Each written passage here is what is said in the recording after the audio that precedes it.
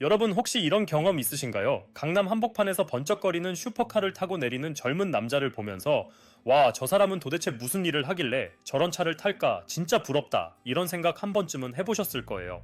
그런데 제가 오늘 이 영상의 시작부터 여러분의 환상을 아주 처참하게 깨트려 드릴게요. 15년 동안 수많은 자산가들을 만나고 그들의 심리를 분석하면서 제가 깨달은 충격적인 사실이 하나 있거든요. 그 슈퍼캐에서 내린 펄슨 중 80%는 진짜 부자가 아닐 확률이 매우 높다는 사실이에요. 오히려 그 옆에서 평범한 티셔츠에 에코백 하나 메고 터덜터덜 걸어가는 아저씨가 통장에 수백억을 가진 진짜 부자일 확률이 훨씬 높습니다.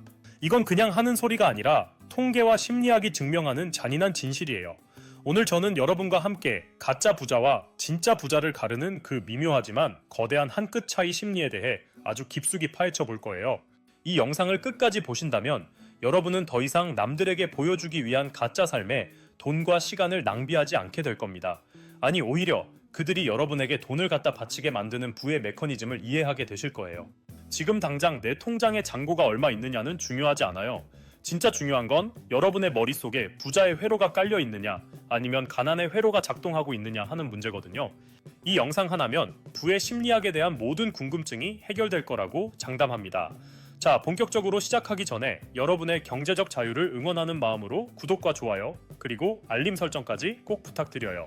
여러분의 클릭 한 번이 여러분을 진짜 부자의 길로 안내하는 강력한 이정표가 될 테니까요. 자, 이제 상상을 한번 해보죠. 여기 두 명의 남자가 있습니다. R라는 남자는 연봉이 2억이에요. 매달 수백만 원짜리 명품을 휘두르고 인스타그램에는 매일같이 고급 오마카세와 호캉스 사진이 올라옵니다. 주변 친구들은 모두 그를 부러워하죠. 반면 B라는 남자는 연봉이 7천만 원이에요. 차도 10년 된 국산차를 타고 옷도 유니클로 같은 평범한 브랜드를 입습니다. 겉으로 보기엔 누가 더 부자 같나요? 당연히 A겠죠. 하지만 5년 뒤, 10년 뒤 이들의 통장을 열어보면 어떤 결과가 나올까요?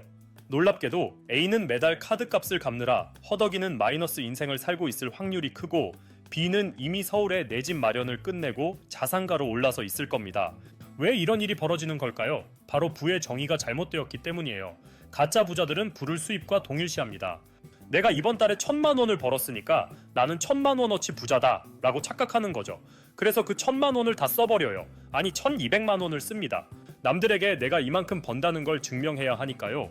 하지만 진짜 부자들은 부를 뭐라고 정의할까요? 그들은 부를 소비하지 않은 돈, 즉 내수중에 남아있는 자산의 크기로 정의합니다. 그들에게 돈은 쓰는 도구가 아니라 돈을 더 벌어오는 일꾼이거든요. 내가 잠을 자는 동안에도 나 대신 일해서 돈을 가져오는 그 일꾼들이 얼마나 많은가가 진짜 부의 척도라는 겁니다. 그런데 말이죠. 여기서 정말 무서운 심리학적 함정이 하나 있어요. 왜 우리는 자꾸만 가짜 부자의 길로 빠져들게 되는 걸까요? 왜 우리는 내 미래의 자산을 깎아먹으면서까지 지금 당장 남들에게 잘 보이고 싶어 안달이 난 걸까요? 그건 우리 인간의 본능 속에 각인된 생존 전략 때문인데 이 비밀을 알게 되면 여러분은 소름이 돋으실 거예요. 자, 이제부터 진짜 부자들은 절대 말해주지 않는 그들만의 은밀한 심리 게임 속으로 더 깊이 들어가 볼까요? 방금 제가 말씀드린 두 남자의 사례를 들으면서 여러분은 어떤 생각을 하셨나요? 혹시 나는 저 정도까진 아니야 라고 안심하셨나요? 하지만 안심하기엔 이릅니다. 우리 주변에는 생각보다 훨씬 더 정교한 가짜 부자의 덫이 깔려 있거든요. 진짜 부자와 가짜 부자를 가르는 첫 번째 기준은 바로 부의 가시성이에요. 여러분, 이게 정말 중요한 포인트인데 진짜 부는 눈에 보이지 않습니다. 반대로 눈에 아주 잘 보이는 것들은 부의 결과물이 아니라 부를 갉아먹는 지출인 경우가 대부분이죠. 제가 상담했던 한 자산가의 이야기를 들려드릴게요. 그분은 자산이 300억이 넘는데도 10년 넘은 국산 세단을 타고 다니셨어요. 제가 궁금해서 여쭤봤죠. 회장님, 왜 좋은 차 안 타세요? 돈도 많으신데. 그러자 그분이 웃으면서 이렇게 말씀하시더라고요. 작가님 차는 타는 순간 가치가 떨어지는 소모품일 뿐이에요. 제 자산은 눈에 보이지 않는 주식과 부동산, 그리고 사업체의 시스템 속에서 매일매일 스스로 몸집을 불리고 있는데 굳이 눈에 보이는 철덩어리에 내 귀한 일꾼들을 태워보낼 이유가 없죠. 이게 바로 부의 본질을 꿰뚫는 통찰이에요. 가짜 부자들은 돈을 쓰면서 부자가 된 기분을 느끼지만 진짜 부자들은 돈이 불어나는 구조를 보면서 부의 확신을 가집니다. 많은 사람들이 하는 가장 큰 착각 중 하나가 바로 고소득이 곧 부자라는 생각이에요. 연봉이 1억이면 부자일까요? 아니면 2억이면 부자일까요? 정답은 아니오입니다. 연봉 2억을 벌어도 2억 1,000만 원을 쓰면 그 사람은 그냥 가난한 사람이에요. 오히려 연봉 4천만 원을 벌어도 2천만 원을 저축해서 자산을 만드는 사람이 진짜 부자의 길에 들어선 거죠. 부라는 건 결국 내가 벌어들인 돈에서 내가 쓴 돈을 뺀 나머지, 즉 잉여 자본이 시간의 복리를 만나서 만들어지는 결과물이거든요. 그런데 사람들은 왜 자꾸 눈에 보이는 것에 집착할까요? 그건 바로 우리 뇌가 당장의 보상을 원하기 때문이에요. 돈을 저축하고 투자해서 10년 뒤에 부자가 되는 건 너무나 지루하고 먼 이야기처럼 느껴지거든요. 하지만 명품 가방을 사고 비싼 차를 할부로 지르는 건 지금 당장 나를 대단한 사람처럼 만들어주는 강력한 도파민을 주죠. 가짜 부자들은 이 도파민의 노예가 된 사람들이에요. 그들은 남들의 시선이라는 감옥에 갇혀서 정작 자신의 미래를 담보로 오늘을 탕진하고 있는 겁니다. 진짜 부자들은 이 사실을 너무나 잘 알고 있어요. 그래서 그들은 남들의 시선보다는 자신의 대차대조표에 더 집중합니다. 자, 그럼 여러분도 지금 당장 실행할 수 있는 부의 가시화 전략을 알려드릴게요. 첫 번째 단계는 여러분의 순자산 그래프를 그리는 거예요. 매달 내가 가진 현금, 주식, 부동산 자산에서 대출과 빚을 뺀 진짜 내 돈이 얼마인지 기록해보세요. 단순히 통장 잔고를 보는 게 아니라 내 순자산이 우상향하고 있는지를 체크하는 게 핵심입니다. 두 번째는 지출의 성격을 규정하는 거예요.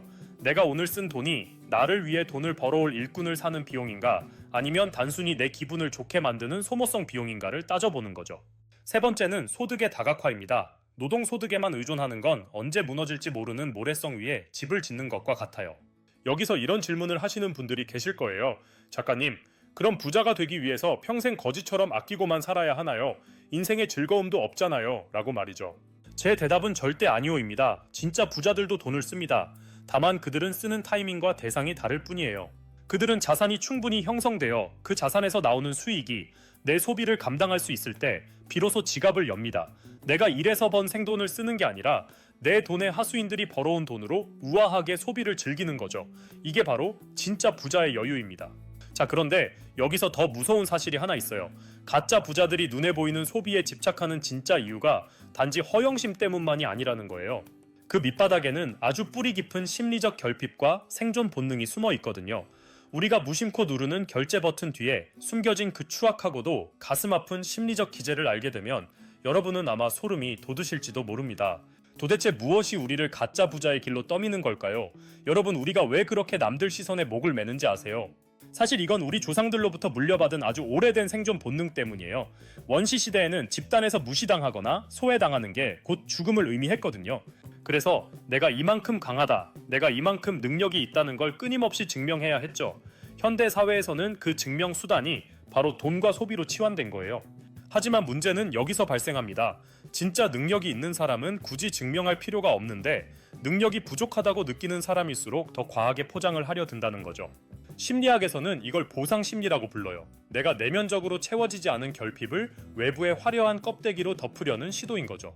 제 주변에 정말 안타까운 사례가 하나 있었어요. 대기업에 다니면서 연봉이 1억이나 되는 A씨라는 분이었는데 이분은 겉으로 보기엔 완벽한 성공 가도를 달리는 것처럼 보였어요. 한강이 보이는 아파트에 월세로 살면서 독일제 대형 세단을 리스로 뽑고 매달 명품 쇼핑에 수백만 원을 썼죠. 주변 사람들은 다들 A씨를 부자라고 생각했어요. 하지만 이분의 실상은 정말 처참했습니다. 매달 들어오는 월급은 카드값과 리스료, 그리고 월세를 내고 나면 단 10만 원도 남지 않았거든요. 심지어 갑작스러운 경조사가 생기면 카드 현금 서비스를 받아야 할 정도로 현금 흐름이 막혀 있었어요. 제가 이분께 왜 이렇게까지 사느냐고 물었더니 대답이 정말 충격적이었어요. 작가님, 제가 이렇게라도 안 하면 사람들이 저를 우습게 볼 것 같아요. 이 회사에서 이 정도는 입어줘야 무시 안 당하거든요. 라고 말하더라고요. 이게 바로 가짜 부자들이 빠지는 전형적인 자가당착이에요. 남들에게 무시당하지 않으려고 돈을 쓰는데 그 돈을 쓰느라 진짜 부자가 될 기회를 다 날려버리고 결국 진짜로 가난해지는 역설적인 상황이죠. 반면 진짜 부자들은 자존감의 원천이 내부에 있습니다. 내가 부자라는 건 남들이 알아주든 말든 상관없다는 거예요. 오히려 남들이 나를 부자로 알아보고 돈을 빌려달라고 하거나 범죄의 표적이 되는 걸 더 경계하죠. 그들은 남들의 박수 소리보다 내 통장에서 불어나는 숫자 소리에 더 큰 쾌감을 느낍니다. 여러분은 어느 쪽인가요? 남들의 부러움 섞인 시선인가요? 아니면 누구에게도 간섭받지 않는 경제적 자유인가요? 가짜 부자들은 유행에 민감합니다. 이번에 나온 신상백, 이번에 새로 출시된 스마트폰, 이걸 안 사면 시대에 뒤처지는 것 같고 내 가치가 떨어지는 것 같은 공포를 느껴요. 이걸 마케팅 용어로 포모 증후군이라고 하죠. 하지만 진짜 부자들은 유행이 아니라 가치에 집중합니다. 10년이 지나도 가치가 변하지 않는 것 혹은 시간이 지날수록 가치가 올라가는 것에만 지갑을 열어요. 이들은 소비를 할 때 이게 나를 멋지게 만들어줄까를 묻지 않고 이게 나에게 수익을 가져다 줄까를 묻습니다. 질문 하나가 인생을 바꾸는 거예요. 자, 그럼 우리가 이 과시욕의 늪에서 탈출하려면 어떻게 해야 할까요? 가장 먼저 해야 할 일은 내 소비의 동기를 아주 냉정하게 분석하는 거예요. 결제하기 직전에 스스로에게 물어보세요. 이 물건이 아무도 없는 무인도에서도 나에게 필요한가?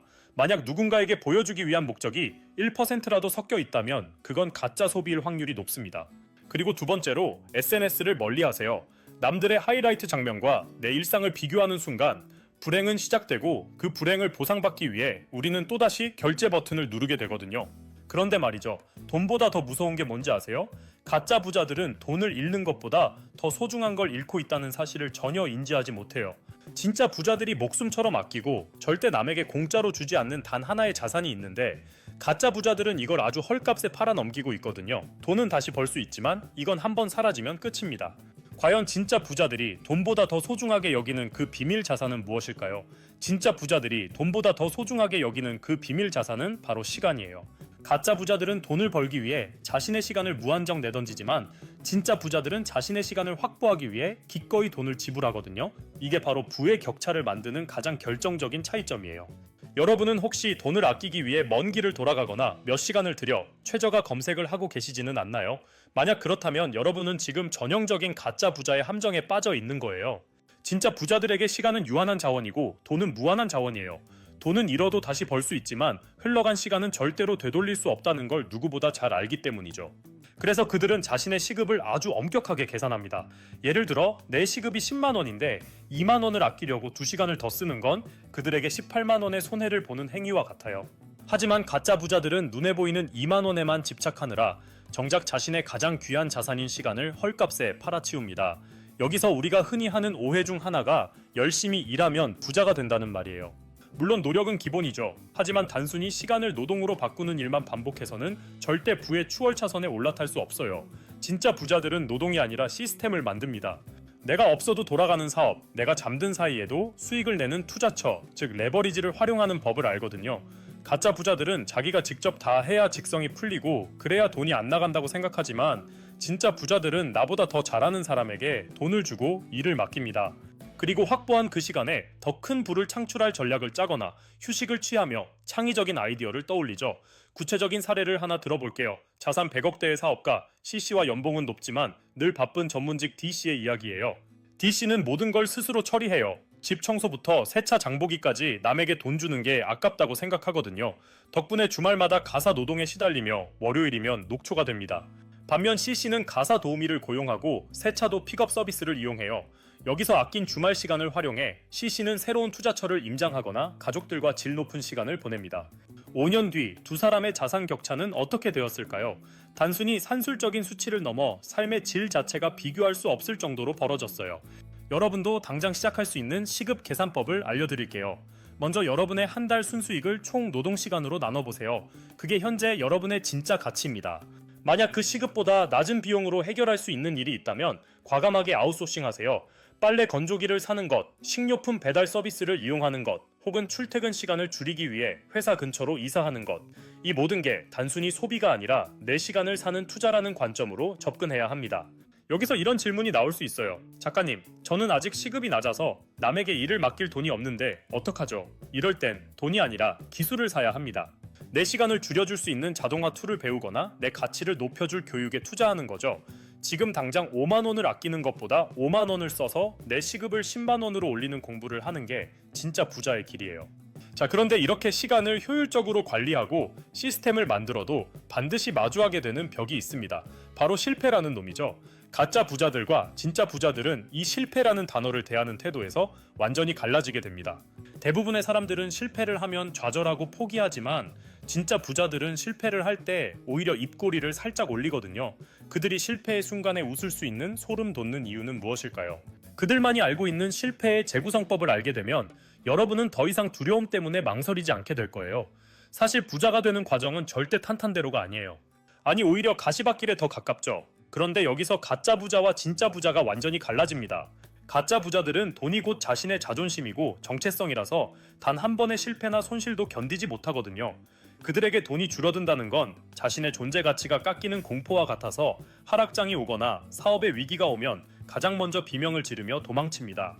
하지만 진짜 부자들은 실패를 대하는 태도부터가 아예 근본적으로 달라요. 그들은 실패를 인생의 끝이 아니라 부자가 되기 위해 지불해야 하는 수업료라고 생각하거든요. 심리학에서는 이걸 회복 탄력성이라고 불러요. 가짜 부자들은 1억을 벌다가 2천만 원을 잃으면 세상이 무너진 것처럼 절망하고 남은 8천만 원마저 포기해버리기도 하죠. 하지만 진짜 부자들은 그 2천만 원의 손실 속에서 내가 왜 실패했는지, 무엇을 놓쳤는지 아주 냉정하게 데이터를 추출합니다. 그들에게 실패는 실패가 아니라 다음 성공을 위한 아주 귀한 오답 노트인 셈이에요. 여러분, 사람들이 흔히 하는 오해가 뭔지 아세요? 부자들은 운이 좋아서 실패를 안 했을 거라는 생각이에요. 하지만 그건 정말 거대한 착각입니다. 실제로 자수성가한 억만장자들을 조사해보면 평범한 사람들보다 훨씬 더 많은 실패를 경험했어요. 다만 그들은 실패했을 때 감정에 매몰되지 않았을 뿐이죠. 제가 만난 한 자산가는 사업을 3번이나 말아먹고 신용불량자까지 갔던 분인데 그때 기분이 어떠셨냐고 물으니 이렇게 답하시더라고요. 작가님, 저는 그때 망했다고 생각 안 했어요. 그냥 이번 방법은 안 통한다는 걸 확인했을 뿐이죠. 다음엔 다른 방법으로 하면 되니까요 라고요. 이게 바로 돈의 감정을 섞지 않는 진짜 부자들의 차가운 머리입니다. 가짜 부자들은 돈이 많아질 때는 교만해지고 돈이 줄어든다는 건 비굴해지지만 진짜 부자들은 돈의 흐름에 내 감정의 키를 맡기지 않아요. 시장이 미쳐 날뛸 때도 그들은 평온함을 유지하면서 기회를 포착하죠. 자, 그럼 여러분의 멘탈을 진짜 부자의 멘탈로 개조하는 3단계 실행 가이드를 알려드릴게요. 첫 번째 단계는 감정과 사실을 분리하는 연습입니다. 돈을 잃었을 때 망했다, 큰일 났다 같은 감정의 언어를 버리세요. 대신 이번 투자에서 내가 판단을 그르친 요인은 무엇인가 라는 사실의 언어로 상황을 정의해보세요. 두 번째는 리스크의 제한입니다. 진짜 부자들은 올인하지 않아요. 내가 감당할 수 있는 수준의 실패만 허용하면서 시장에 계속 머무는 것, 그게 부의 핵심입니다. 세 번째는 사후 분석, 즉 포스트 모템입니다. 실패한 직후에 바로 복귀를 시작하세요. 고통스럽겠지만 그 고통 속에 여러분을 수백억 자산가로 만들어줄 정답이 들어있거든요.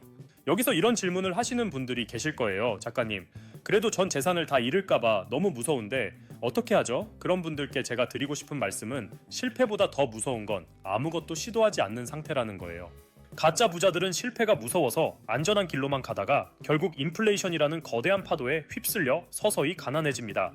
하지만 진짜 부자들은 작은 실패를 반복하며 근육을 키우고 결국 거대한 기회를 잡아내죠. 자, 이제 여러분은 부의 심리학에 대한 99%를 이해하셨습니다.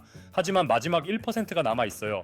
머리로는 다 알겠는데 왜 몸은 안 움직일까요? 왜 우리는 결심만 하고 작심삼일로 끝날까요? 그건 여러분의 무의식 속에 가난의 씨앗이 아직 박혀 있기 때문이에요. 진짜 부자들이 매일 아침 눈을 뜨자마자 하는 아주 사소하지만 강력한 습관 하나가 이 무의식을 완전히 바꿔놓거든요. 이 마지막 퍼즐 조각까지 맞추는 순간 여러분의 인생은 이전으로 돌아갈 수 없을 겁니다.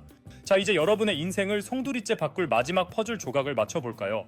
머리로는 다 알겠는데 왜 몸은 안 움직일까요? 사실 그건 여러분의 의지력이 부족해서가 아니에요. 우리 뇌의 95%를 지배하는 무의식이 아직 가난한 상태에 머물러 있기 때문이죠. 진짜 부자들은 이 무의식을 다루는 법을 본능적으로 혹은 철저한 훈련을 통해 알고 있어요. 그들은 매일 아침 단순한 확언이 아니라 부의 설계를 합니다. 대부분의 사람들은 나도 부자가 되고 싶다, 돈을 많이 벌고 싶다 라고 말하죠. 하지만 이건 가짜 부자의 언어예요. 이런 말은 뇌에게 나는 지금 부자가 아니다 라는 사실만 각인시킬 뿐이거든요. 진짜 부자들은 정체성을 먼저 바꿉니다. 나는 부자가 될 사람이다가 아니라 나는 자산을 관리하고 시스템을 만드는 사람이다 라고 스스로를 정의하죠. 정체성이 바뀌면 행동은 자연스럽게 따라오게 되어 있어요. 명품을 사지 않아도 내 가치가 변하지 않는다는 걸 아는 건 바로 이 단단한 정체성에서 나오는 여유거든요. 제가 만난 한 자산가는 매일 아침 눈을 뜨자마자 오늘 내가 내린 결정들이 내 자산을 1%라도 성장시킬 수 있는가 라고 스스로에게 묻는다고 해요. 이건 단순한 질문이 아니라 뇌의 필터를 바꾸는 작업이죠. 이 질문 하나로 그분은 오늘 만날 사람, 오늘 할 일, 오늘 지출할 내역을 부자의 관점에서 재구성합니다. 이게 바로 무의식의 복제 과정이에요. 가짜 부자들이 인스타그램 피드를 내리며 남들의 화려한 삶을 부러워할 때 진짜 부자들은 자신의 무의식 속에 부의 지도를 그리고 있는 거죠. 자, 그럼 여러분의 무의식을 부자의 회로로 바꾸는 3단계 실행 지침을 드릴게요. 첫 번째 단계는 환경의 통제입니다.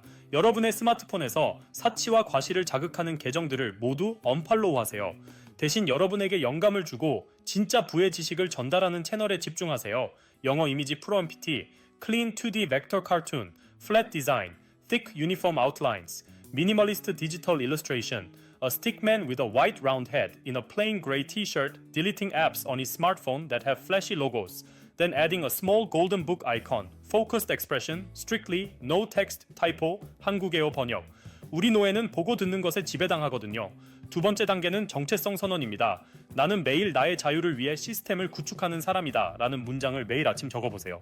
세 번째는 마이크로 성취입니다. 아주 작은 금액이라도 좋으니 매달 내 시급보다 높은 가치를 만들어내는 투자를 경험해보세요. 그 작은 성공의 경험이 무의식에 나는 돈을 다루는 법을 아는구나 라는 강력한 신호를 보낼 겁니다. 여기서 이런 궁금증이 생기실 거예요, 작가님. 그렇게 한다고 진짜 인생이 바뀔까요? 제 대답은 네, 확실합니다입니다. 저 역시 수많은 실패를 겪었지만 이 무의식의 설계를 시작한 뒤로 세상을 보는 눈이 완전히 바뀌었거든요. 가짜 부자의 굴레에서 벗어나 진짜 부자의 여유를 갖게 된 그 시점부터 돈은 자연스럽게 저를 따라오기 시작했습니다. 이제 영상의 처음으로 돌아가 볼까요? 압구정 카페에서 마주쳤던 그 포르쉐 탄 남자와 평범한 티셔츠의 아저씨. 이제 여러분은 보이실 거예요. 누가 진짜 인생의 주인인지 말이죠. 화려한 카푸어의 삶은 유통기한이 정해진 시한폭탄과 같지만 눈에 보이지 않는 시스템을 가진 진짜 부자의 삶은 시간이 갈수록 더욱 단단해지고 자유로워집니다. 부의 본질은 남들에게 보이는 껍데기가 아니라 누구에게도 간섭받지 않고 내 시간을 내 뜻대로 쓸 수 있는 선택권에 있다는 걸 잊지 마세요. 오늘 내용을 세 줄로 요약해 드릴게요. 첫째 부는 수입이 아니라 소비하고 남은 자산의 크기다. 둘째, 남들의 시선에 지불하는 과시 비용을 멈추고 내 시간을 사는 투자를 시작하라. 셋째, 실패를 데이터로 환산하며 부자의 무의식을 매일 설계하라. 이 세 가지만 기억하고 실천한다면 여러분은 이미 상위 1%의 길에 들어선 겁니다. 자, 여러분, 오늘 이 긴 영상을 끝까지 보신 것 자체가 이미 여러분 안에 진짜 부자가 될 씨앗이 있다는 증거예요. 대부분의 사람들은 3분도 안 돼서 영상을 끄고 다시 자극적인 숏폼으로 돌아갔을 테니까요. 여러분은 그들과 다릅니다. 오늘 배운 심리적 통찰을 여러분의 삶에 하나씩 적용해 보세요. 그리고 그 변화의 과정을 댓글로 공유해 주세요. 제가 직접 읽고 여러분의 경제적 자유를 응원하겠습니다. 여러분은 반드시 진짜 부자가 되실 거예요. 오늘 영상이 도움되셨다면 구독과 좋아요, 알림 설정 잊지 마시고 저는 다음 영상에서 더 깊이 있는 통찰로 찾아뵙겠습니다. 여러분의 찬란한 미래를 진심으로 응원합니다.